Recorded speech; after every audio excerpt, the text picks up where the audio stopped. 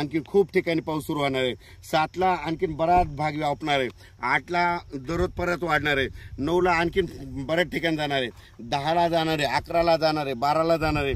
म्हणजे सांगायचं झालं तर पाऊस आता हळूहळू सुरू झाला म्हणून हे लक्षात यायचं। पण 7, 8, 9चा थोडा जास्त पडणार आहे आणि 13 ते 18चा मात्र जरा खूपच पडणार आहे म्हणून हा अंदाज लक्षात यायचा।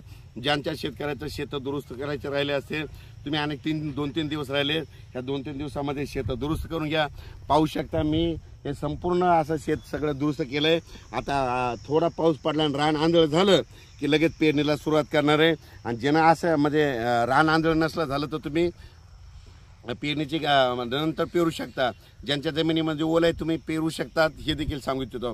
पण राज्यात मात्र म्हणजे आज आहे 5 पासूनच बऱ्याच ठिकाणी आज पावसाला सुरुवात होईल। 6ला वाढत जाईल, 7ला वाढत जाईल, 8ला वाढत जाईल, 9, 10, 11 असा पाऊस पडतच राहणार आहे। दररोज वेगवेगळा भाग घेत राहणार आहे म्हणून हा अंदाज लक्षात घ्यायचा। त्याच्यानंतर 13 ते 18चा देखील खूप पडणार आहे म्हणून हे लक्षात घ्यायचं।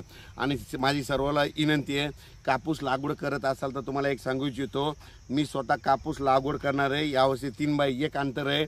3x1 अंतरनं काय होतं